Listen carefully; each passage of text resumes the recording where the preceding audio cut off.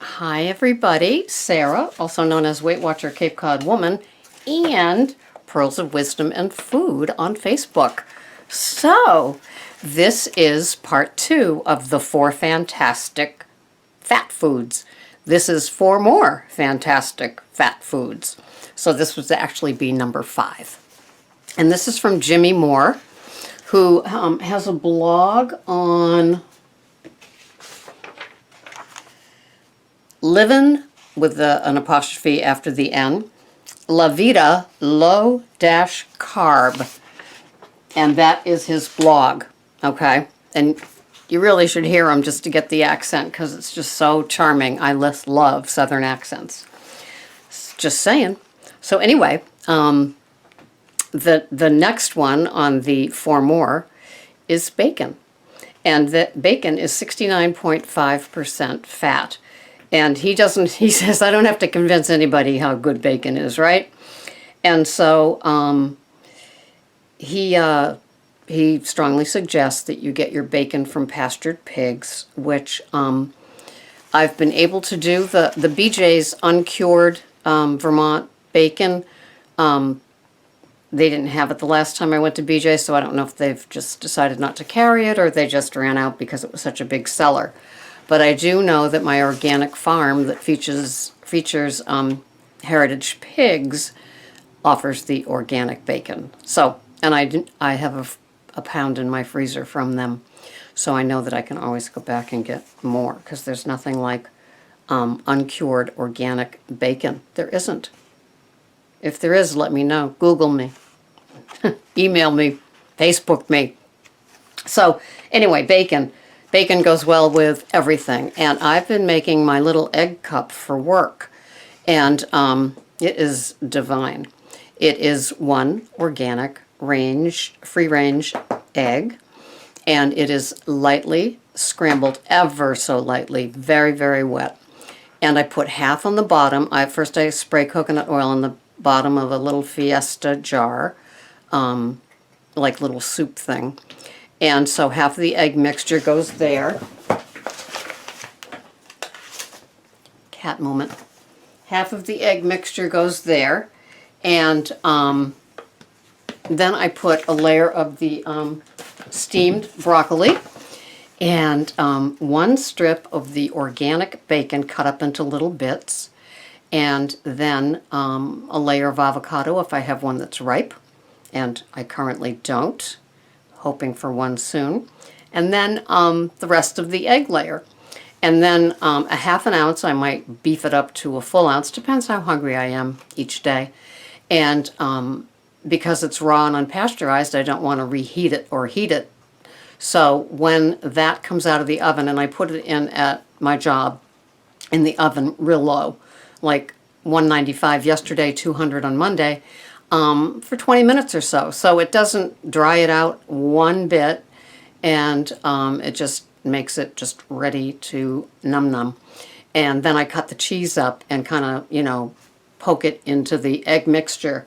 And it is divine, and it holds me. I have that with my bulletproof cocoa, and that carries me. That carries me for like 4 more hours. And then I'll either have a smoothie or, like, say, a romaine salad with crumbled blue cheese and some pastured chicken on it with more avocado if it's ripe. And so, anyway, that's it till dinner. And that's after my bulletproof coffee at between 2 and 3 in the morning. So anyway, I digressed because I was talking bacon and suddenly I got off track. The next thing he has on his 12, this is Jimmy Moore, on his 12 high-fat foods that he loves is sour cream, 88.5% fat. And he said if you're able to tolerate dairy, and I can't even imagine why you wouldn't want to put sour cream on just about everything you eat.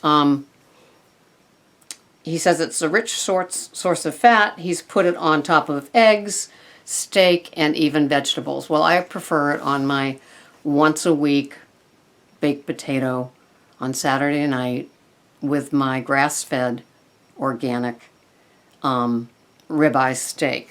But he says I use the full fat versions, either of Breakstones or Daisy, depending on which is on sale. And so I've been buying the what is it? The Origin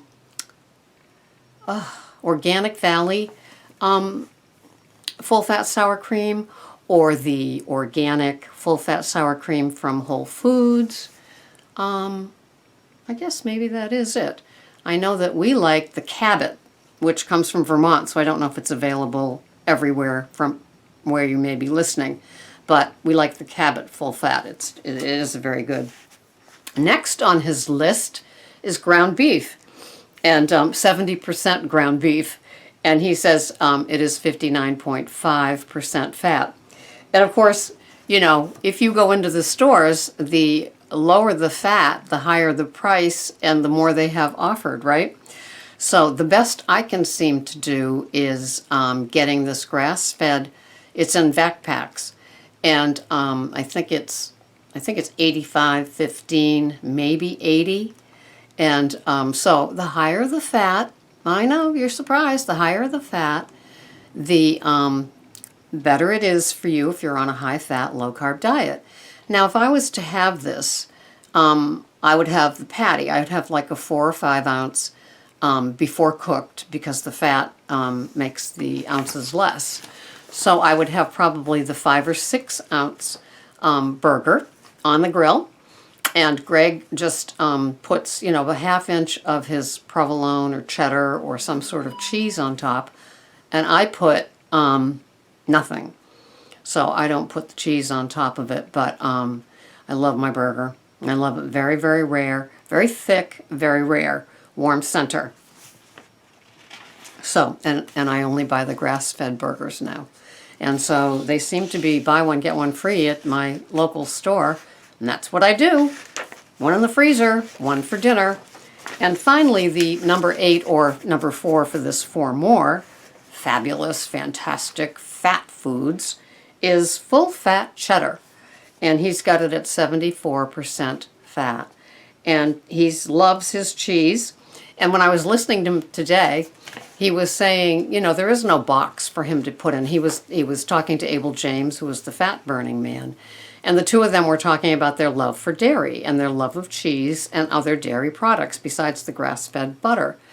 And both were saying how, you know, people want to make them paleo and they're not, or caveman and they're not.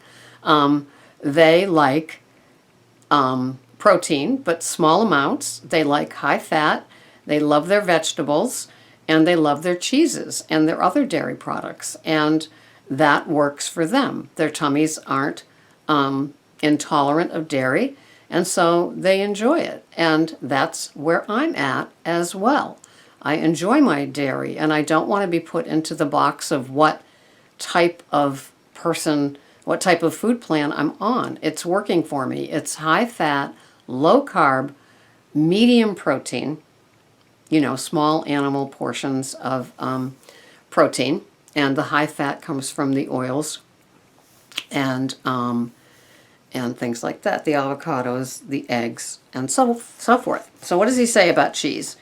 He says, selecting low-fat cheeses defeats the purpose and won't help you reach your nutritional ketosis, which is how he describes his food plan, natural ketosis. So you'd have to Google that and research that. But he's hoping it becomes a more mainstream term to describe what he eats, and I guess it would be what I eat as well because it has the dairy. He says to focus on the hard cheeses like Monterey Jack, Swiss, and cheddar, and to get the full fat. And he says, never, never, never buy American-made cheeses. You want to go right over to Europe. Well, I've found some great raw, unpasteurized cheeses by Organic Valley. And every now and then, Whole Foods will have another brand. As long as it's raw and unpasteurized, it's in my cart.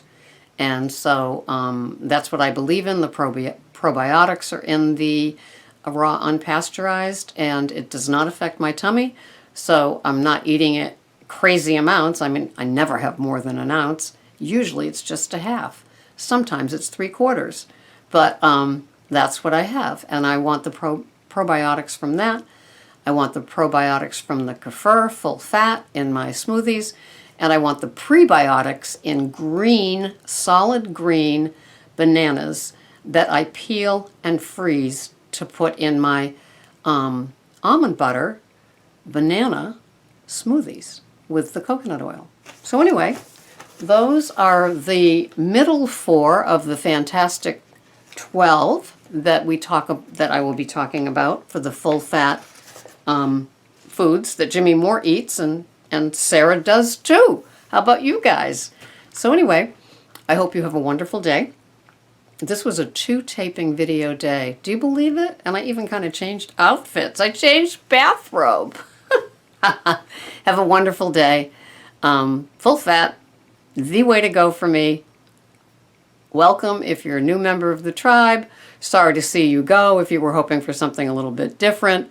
But no apologies. This is what's happened to me, and I'm just sharing my journey. Have a wonderful, wonderful day. Leave your comments below. Thank you so much for watching. Bye-bye for now.